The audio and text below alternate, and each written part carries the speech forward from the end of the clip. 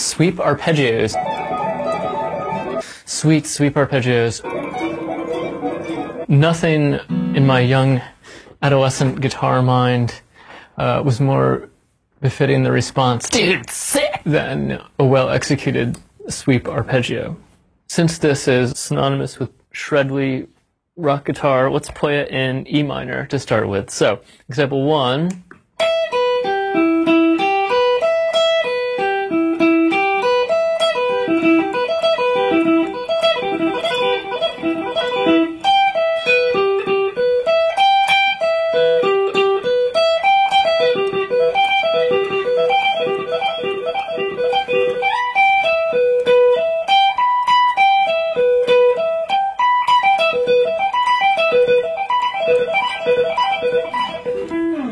You want to keep this smooth. You want to rake that across the strings really lightly. And you shouldn't like modulate your pick very much either way.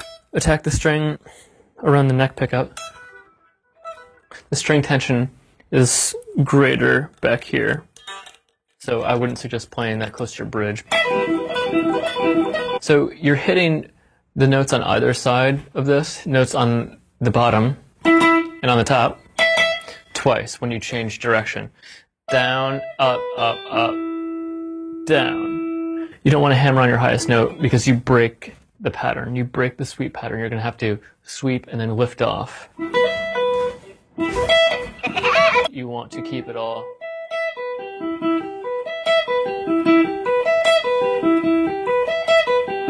as consistent as possible. Example 2, bar your second finger. It's really rolling it. You aren't, when you say bar, it implies you just leave it down and go. And that isn't really the case. You want to roll it, kind of modulate this finger a little bit.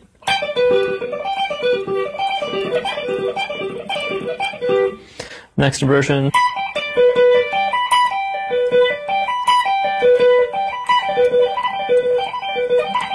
And then you run out of space up here if you have a 21 fret guitar like this. I'm sure many of you shredders have a 24 fret guitar, in which case you could pull that off, but I have to bump it down an octave, the second inversion here. When you're practicing this with a metronome, if you get to this like nether region of mid-tempo, it doesn't sound that great. It doesn't really sound like a sweep. You're not pushing through it fast enough to get that sort of aesthetic. I definitely suggest practicing this with a metronome. So let's talk about this. Metronome. This is not the 90s after all. Ooh, pro tap. Dink. Tap tempo, of course, is always great. Okay, 94, fine. Minor.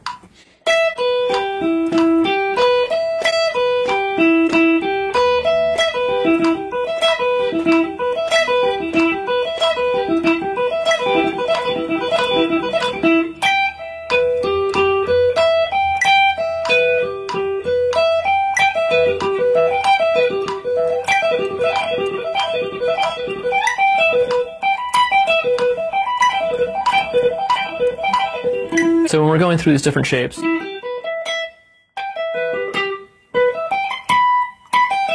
we're arpeggiating the inversions of the chords. If we're staying within this key, G, relative minor is E minor, if we stay within that key, the diminished chord you should be playing is F sharp diminished.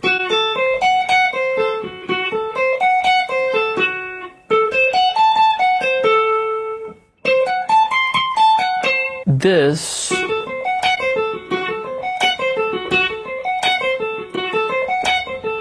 is a bit of a stretch. Root position in this place of the neck should not be a challenge, and this is a bit much.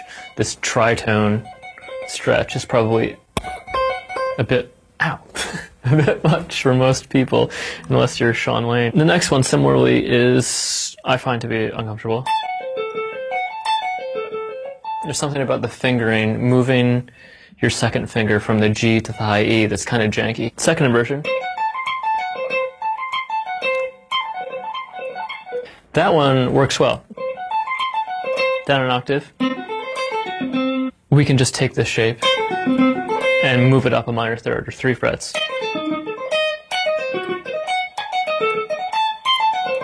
The reason this works is because the reason we're able to move the exact same shape around is because this diminished scale is symmetrical, meaning the intervallic relationship, the intervallic sequence that makes up the scale is all the same. A chromatic scale is all half steps. Unlike a major scale, whole, whole, half, whole, whole, whole, half, that's not symmetrical. A whole tone scale, symmetrical. Whole, whole, whole, whole, symmetrical, augmented, whole, half diminished, half, whole diminished. This sequence, or this, sequence just keeps repeating, repeating, repeating. You can only flip it, when you flip it rather, you get the same thing. A diminished triad isn't self-inverting. You know, these shapes are different. But the seventh chord is self-inverting. So if I played this three-note group, double that one. Each time I cycle through this, each time I invert it or move it up a minor third, I'm getting 3 of the 4 notes from your diminished 7 chord. 1, flat 3, flat 5, diminished 7, double flat 7, the enharmonic equivalent of a major 6, but since it's a 7th chord, you call it double flat 7 or diminished 7.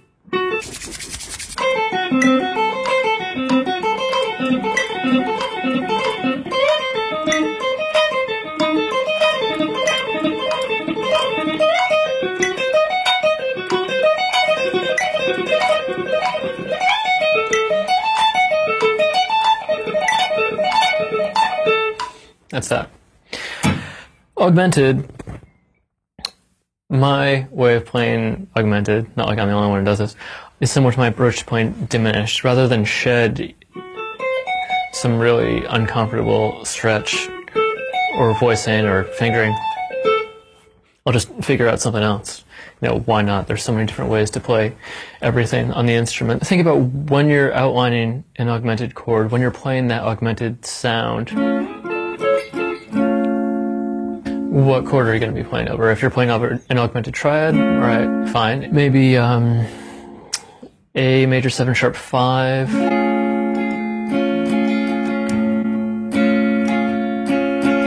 It's so beautiful. Most of the time when I'm playing or outlining this augmented tonality, I'm playing a whole tone scale or referencing a whole tone scale just for the sake of creating tension. Tension, release, tension, release. I don't like this, the way that arpeggio inversion feels under the fingies. So I just changed it. This works. This diminished thing. And I move it around. Augmented scale, whole tone scale is symmetrical, just like diminished. In this case, we're referencing this whole tone sound, all whole steps. So, what works within that scale? So, this, root for, if we're in C, root, tritone, root, that fits within your whole tone scale. And this, however, does not. Notice it's 3 frets or minor third below this root, if we're calling C the root. So that doesn't fit within a whole tone, but I can just change it. Or, and that one works. So, similarly, you can just move this major third or a whole step. I do a whole step. Similarly, you can just move this shape.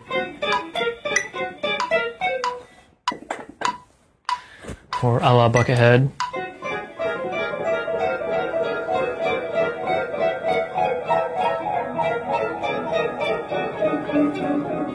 And if you move this symmetrical scale, augmented shape, by whole step, you are in keeping with this whole tone scale.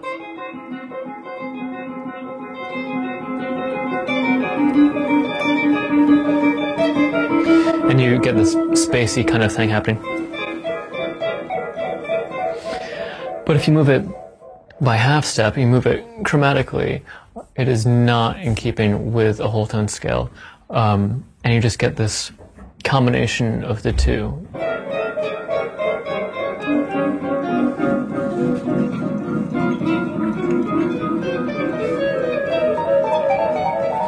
You get this sort of chromatic tension and the whole tone spaciness. So it's breaking every rule